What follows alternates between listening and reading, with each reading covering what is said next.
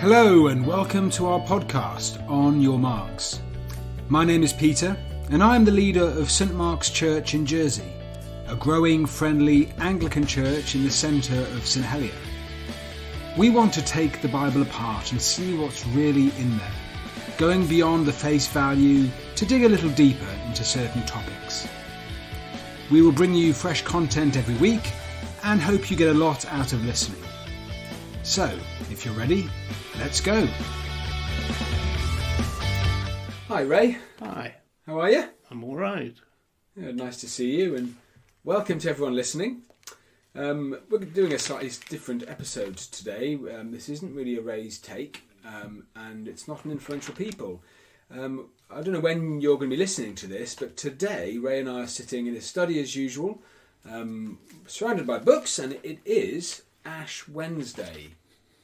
And I'm wondering, for all those listening, what that means to you. For some people, you might respond and think, yep, I know exactly what that is and its meaning. But I'm aware that for others, and I've definitely been in that place in the past, early on as a Christian, I thought, what on earth is Ash Wednesday? So what I was hoping to do is to discuss different verses and to talk about Ash Wednesday, what it is, what is the next season of the church for the next bit of time, and try and demystify some stuff. Yeah, it's good. Happy with that, Ray? Yeah, very. So, yesterday was Shrove Tuesday. Yes. And today is Ash Wednesday. What are these things? I think Shrove Tuesday is a practical and ordinary occasion in a way. The business of having pancakes and so on. It originates from getting rid of yeast from the household. Gosh. Finishing it all up. Well, I didn't know it was about yeast. There we go. Yeah, Fantastic. because your bread during the Lenten season is yeast-free. And that's... So inevitably, ceremonial builds up around practices that become embedded in the life of the church and others. I mean, why is bread yeast free? It's to do with Passover approaching and all of that sort of stuff. So this is Moses, Egypt. They're getting ready to leave, and they have to make bread quickly. Correct. And so they make it without yeast. Yep. And so then it becomes a symbolic thing to remember. Absolutely. So, this wasn't done by Jewish people for 40 days, 40 nights. Clearly, Lent is a Christian thing. Yes. There were practices put in place by the children of Israel at the point of the Exodus when they left their captivity.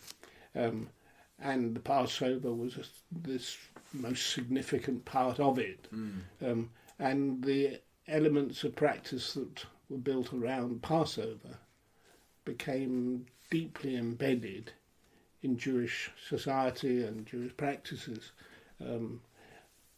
Along comes the Church of God in the New Testament, and practices started to be replaced with a Christ-centred perspective rather than the Old Testament perspective. But holding on to some of those traditions or things. Yeah, it certainly does. And it seems to me that the traditions that you retain are nonetheless helpful, important, and a reminder of what God has done. What we want to emphasise is that what God has done in Christ is the height of it. It's the height of salvation and the rest of it. So we have to tread wisely and with care when we handle these things. Not to get so bogged down in them that it somehow limits us. Yeah, and I think that is the risk. Some people may feel overwhelmed and bogged down. Yeah. And so it would be really good to clarify the purposes of some of these things, so that it can help people. Yeah. I had pancakes last night. Did you? Sorry? I had pancakes last night. I didn't actually. I had some lovely ones that have been left over at St Mark's Church. Oh yeah, on Sunday. That we grabbed hold of on Sunday when we were there. Yeah. So my understanding about Shrove Tuesday is to use up some of the rich stuff like eggs and milk before the season of fasting. Yes. Okay. And then that changes the substance of that season. Yes. And however, I think one thing I would always want to remind people, there is also an emotional content, and if you've ever been to a supper on a Friday night at Passover with a Jewish family, which I have. Wow. It's incredibly moving, very symbolic, and still is applicable for them today. Yeah. Now, how long ago was this, Ray? And was this the time where you got mistaken for a rabbi? No, I don't think so. That was on holiday. A similar season. But, no, that was in Manchester with my eye surgeon, who I used to stay with when I went for treatment. Wow. And lovely Jewish family. That's the family I took with me to see the film The Hiding Place, with Corrie ten Boom life in view. It was a special occasion. Symbolic things can be really good. Be very good indeed. We somehow managed to denude some of the good symbolic things of meaning. But if we obstinately retain the core meaning, then they have a value because they remind us of the roots. Can I speak about Ash for a moment? Yeah. So, it's Ash Wednesday, and I've got a verse here in Hebrews. So it's Hebrews chapter 9, and I'll start at verse 13. And obviously this first bit, for those listening, I think is a reference back to Numbers, right at the beginning, not at the beginning, like the third book of the Old Testament. So Hebrews 9 verse 13 says, "For if the blood of goats and bulls and the sprinkling of defiled persons with the ashes of a heifer sanctify for the purification of the flesh, how much more will the blood of Christ, who through the eternal Spirit offered himself without blemish to God, purify our conscience from dead works to serve the living God." So, Ash Wednesday today, there is a tradition to use the palm crosses from last year to burn, to then have ash put across our foreheads. Why do we retain that tradition? What's the point of it? There is taking place in the New Testament, in Hebrews, as you say, a transition, a reminder of the spiritual, which is eternal, and the temporal, which is foundational. Remember, it is foundational because it sets the teaching, if you like. And those two complete one another.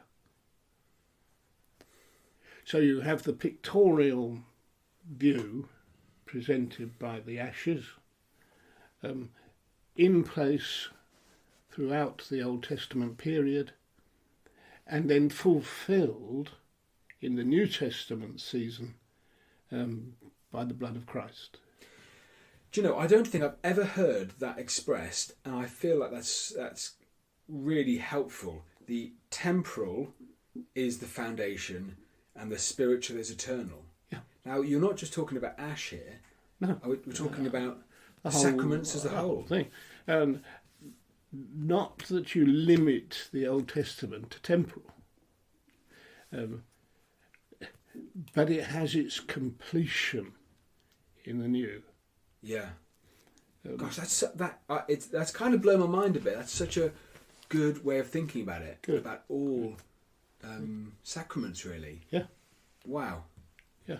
And I mean, the description of a sacrament, an outward and visible sign of an inward and spiritual grace, so that Christ provides the inward and spiritual grace. Can you say that again? I'm going to write. A sacrament is an outward and visible sign. Yeah. We see of an inward and spiritual grace. So many of these Old Testament practices have the substance of a sacrament with them. Yeah. They're outward, they're visible, they're signs, they point to something, they're significant, they're therefore important. They're important in our experience and in our understanding. But they are that. They are the outward, visible sign of an inward and spiritual grace. So that Christ died on the cross in history, at a point in history, in the past, but it's done once for all.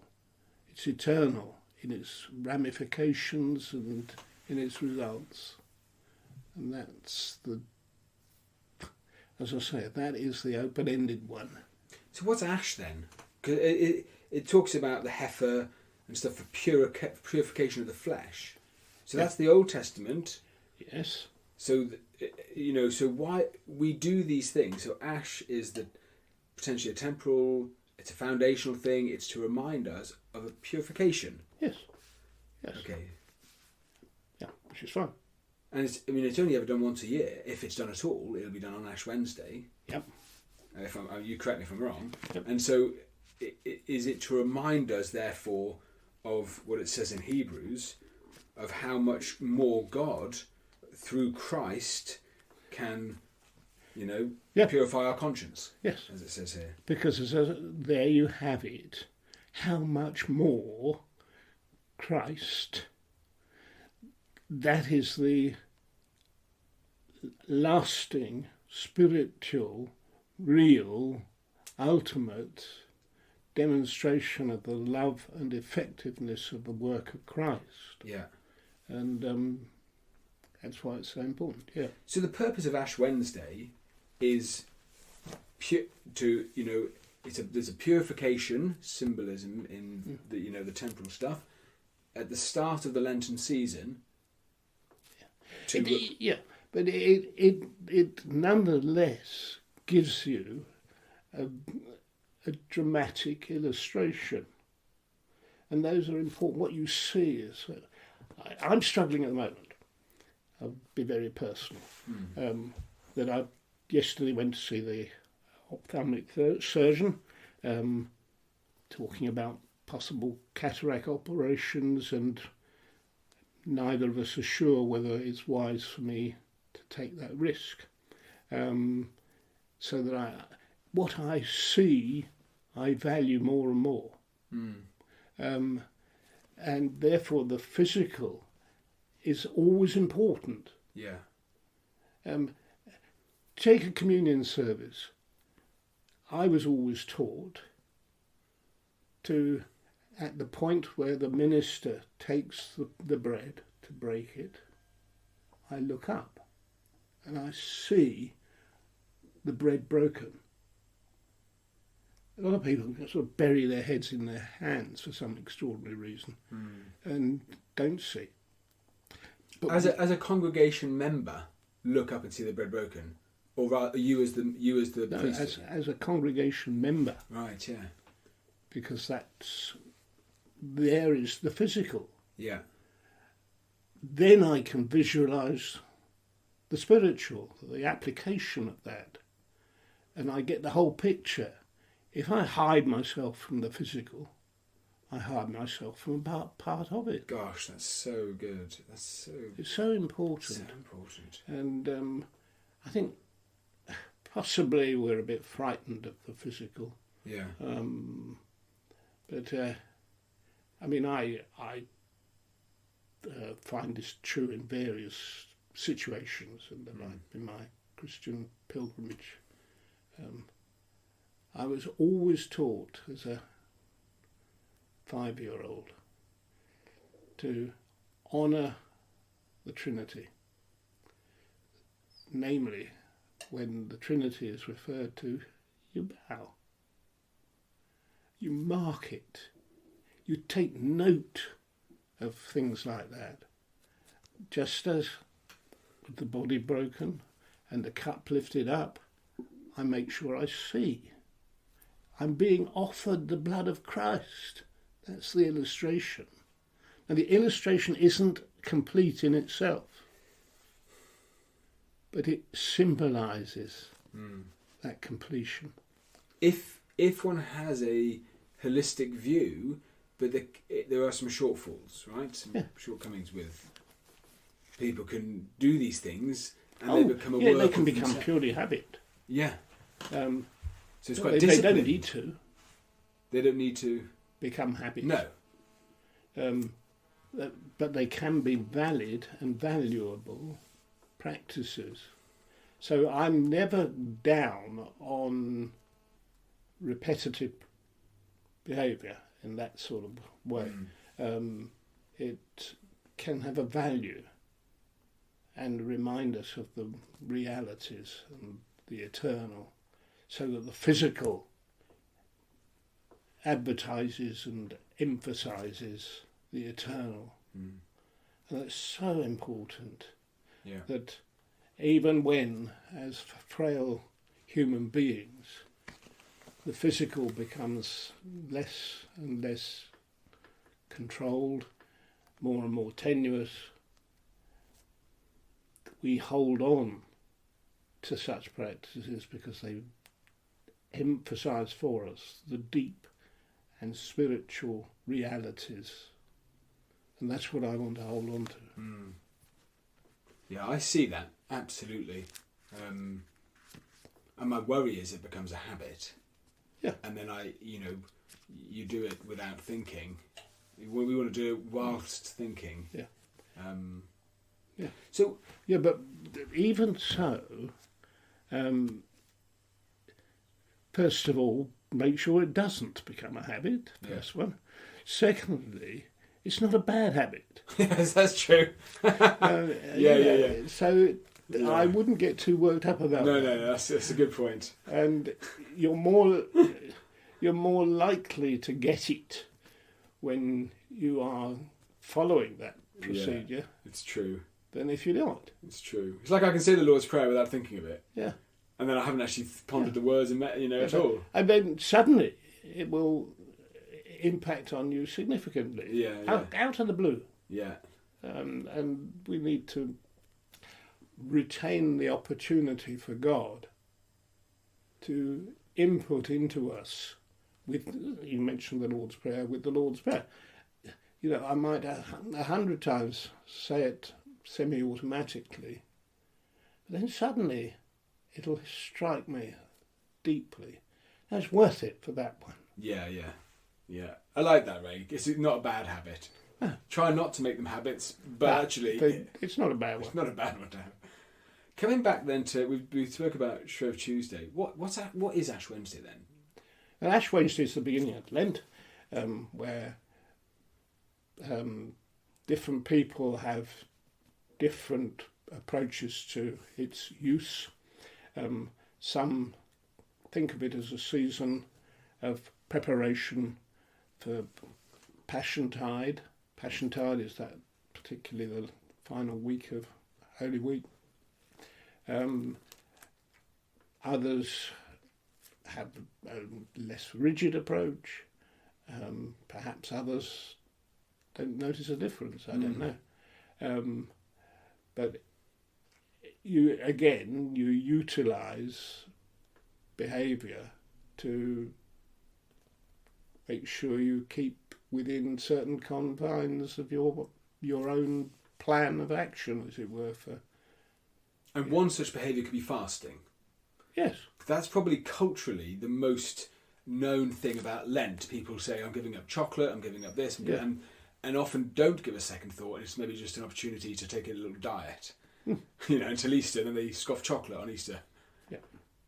But actually, it's a practice, and you're saying a preparation of communicating with God, preparation for what God might do. Yeah, I mean, it's what you put in, or give yourself opportunity for prayer, so that you certainly perhaps identify some additional prayer opportunities, perhaps daily during Lent, so that it becomes a focused time.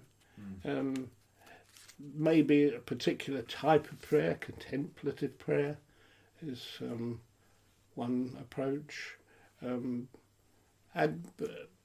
various emphases in terms of prayer. There's obviously a link as well to Jesus being tempted in the desert, him fasting in the desert, and so by us partaking in a fast, us being strengthened or prepared for ministry, because this was Jesus' first thing he did before ministry. So there's a link there as well, right? I think there is. Again, we're following his example, so it must be a good example. Yeah. It was important in terms of preparing for his ministry, as you say, and it was clearly not something that was necessarily easy to do. Yeah. That's something that many of us run away from because it's hard work. Yeah. It's true. Yeah. And it's interesting that it was at the end, I think I'm right in saying, that the devil came to him and tempted him. It was at the end of the time. Yeah. Okay. Interesting. Okay, here's one for you, Ray. This has just come to mind. For most of my life, I thought that Lent was 40 days long. It's actually 47. Yeah. And some people discount Sundays. So I've heard of people... Oh, yeah, well, that's your celebration. Yeah, so if you give up chocolate for Lent, you still eat chocolate on Sundays. Stuff yourself on Sundays. Have your week's consumption. What do you think about that? I think a bit of nonsense. Anyway. So why is it... I can't believe I only found out a couple of years ago. I did the maths. What? Why is it for... But it's 47 because we don't want the Sundays to be a gloomy day. Correct. Okay. I can see the point. It's a celebration. It's a celebration. Sunday is a celebration. Yeah. Anyway. So for those people listening who think Lent is 40 days, it's not at all. 47. Well, if you're having Sundays off, it's 40. If you're having Sundays off, yes. Yeah. Oh, well, and maybe someone's listening who thinks, oh, I was considering fasting from something. Now I know I can, don't have to do it on Sundays. I can... Yes.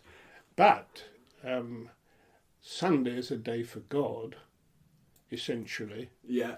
A day of celebration, yes.